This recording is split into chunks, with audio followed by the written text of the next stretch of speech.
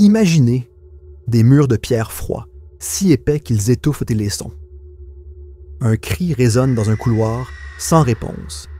L'air est saturé d'une odeur âcre de corps mal lavés, de moisissure et de désespoir. Derrière ces murs, des milliers de personnes, hommes, femmes, même enfants, étaient enfermés.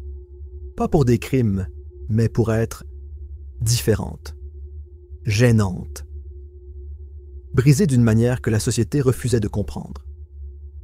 Bienvenue dans l'histoire glaçante des asiles en France.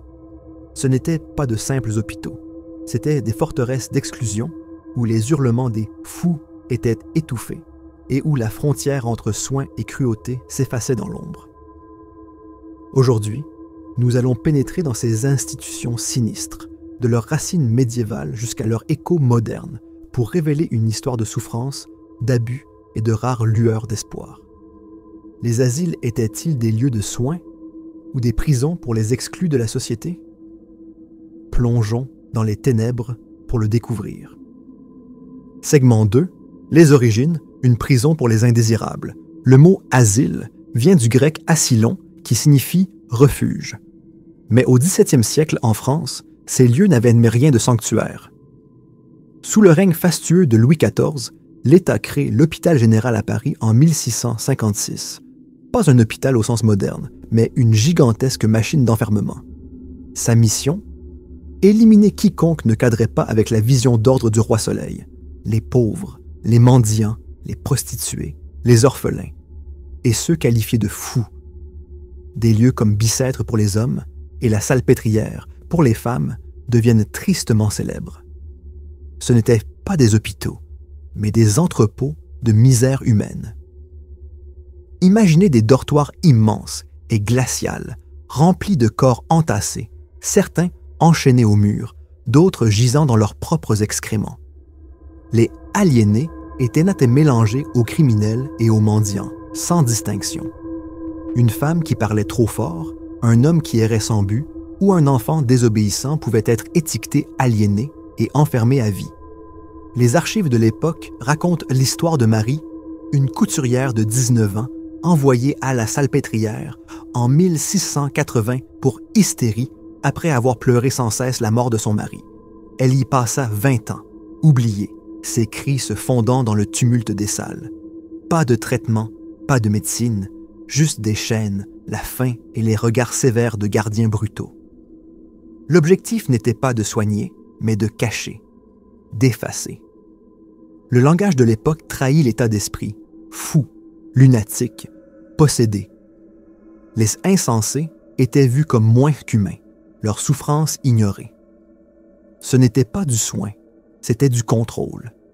Une manière de purger la société de ses embarrassants. Segment 3. Philippe Pinel et l'illusion de la réforme. À la fin du 18e siècle, une lueur de changement apparaît.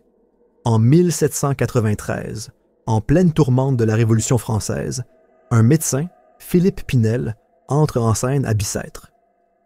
Dans un geste devenu légendaire, il ordonne de retirer les chaînes de dizaines de patients.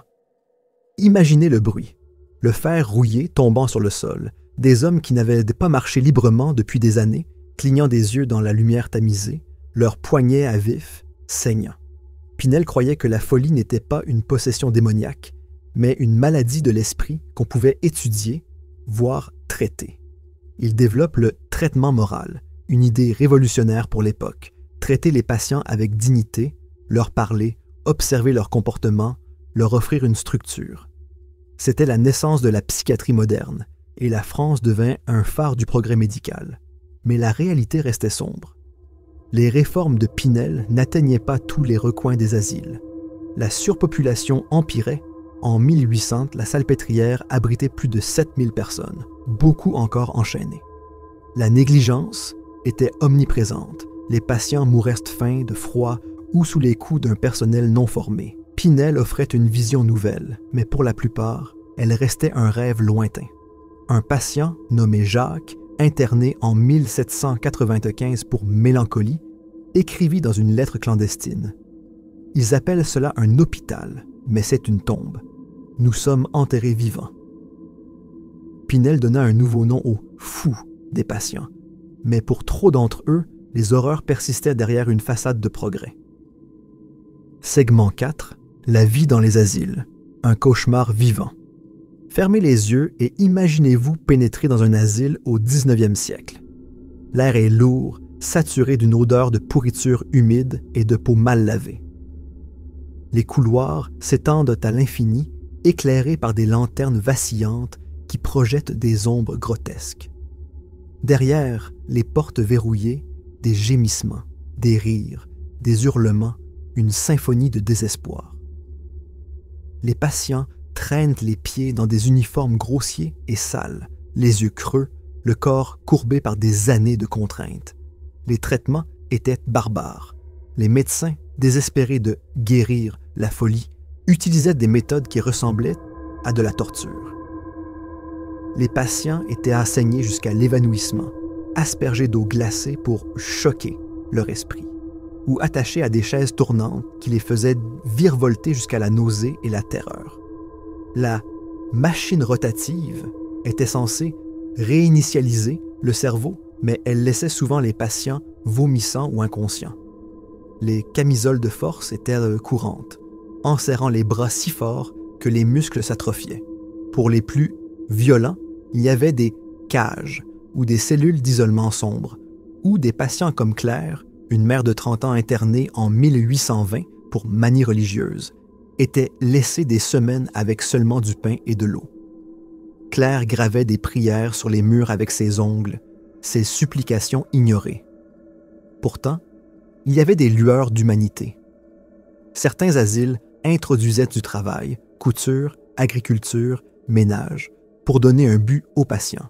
À Charenton, près de Paris, les patients jouaient dans des pièces de théâtre, un étrange mélange de thérapie et de spectacle.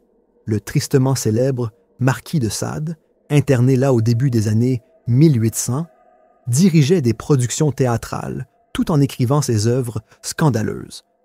Mais même Charenton était une prison déguisée, ses patients coincés entre performance et punition.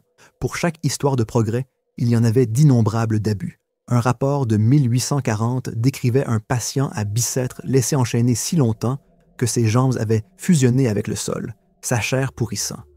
Les asiles étaient un paradoxe, mi-hôpital, mi-cachot, où l'espoir était écrasé sous le poids de la cruauté.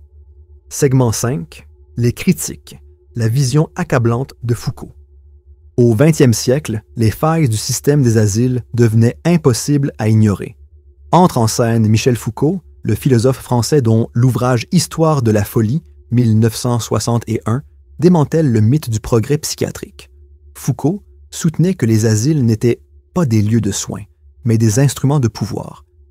La société enfermait les fous, non pour les aider, mais pour faire taire tout ce qui défiait ces normes.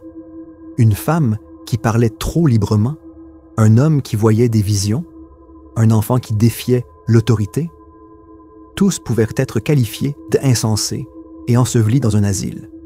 Pour Foucault, la folie était une construction définie par ceux qui détenaient le pouvoir. L'asile n'était pas un hôpital, c'était un outil pour imposer la conformité, pour protéger la société de son propre malaise. Ces idées ont résonné. Dans les années 1960 et 70, la France commence à remettre en question le système des asiles. Des militants exigent des réformes, et certains établissements ferment, mais les cicatrices demeurent. Des histoires comme celle d'Émile, interné en 1950 pour tendances homosexuelles, électrochoqué jusqu'à ce qu'il puisse à peine parler. L'héritage des asiles était celui du contrôle, pas du soin. Segment 6. Les échos modernes. Aujourd'hui, beaucoup d'asiles français sont vides. Leurs murs s'effritent, des lianes s'infiltrent par les fenêtres brisées. Certains, comme la Salpêtrière, ont été transformés en hôpitaux modernes ou en centres culturels. D'autres sont abandonnés, hantés par les fantômes de leur passé. Mais l'histoire n'est pas terminée. La psychiatrie moderne en France lutte encore avec l'héritage des asiles. Des hôpitaux sous-financés, des listes d'attente interminables et une dépendance excessive aux médicaments plutôt qu'à la thérapie laissent de nombreux patients en difficulté. Les familles racontent des proches perdus dans un système qui ressemble à une forme plus douce d'enfermement. En parcourant les ruines d'un vieil asile, on ressent encore le poids de ces vies, celles de Marie, Jacques, Claire, Émile, dont les histoires ont été effacées. Avons-nous vraiment dépassé l'ère de l'exclusion ou l'avons-nous simplement caché derrière de nouveaux murs?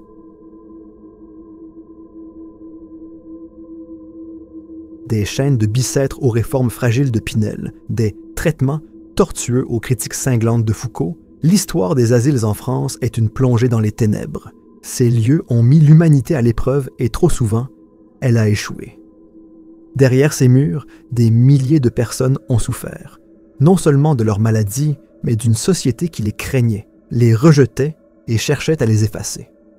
Pourtant, au milieu de l'horreur, il y avait des étincelles d'espoir, la compassion de Pinel, les patients qui trouvaient du réconfort dans le travail ou l'art, les réformateurs qui osaient poser des questions. La question demeure, sommes-nous meilleurs aujourd'hui ou continuons-nous d'enfermer ce que nous ne comprenons pas? Qu'en pensez-vous? Avons-nous appris des horreurs des asiles ou les répétons-nous sous une autre forme? Partagez vos réflexions dans les commentaires et poursuivons cette conversation. Merci de m'avoir accompagné dans ce voyage glaçant à travers l'histoire cachée de la France. Si vous voulez d'autres histoires comme celle-ci, abonnez-vous et partons ensemble à la découverte du passé.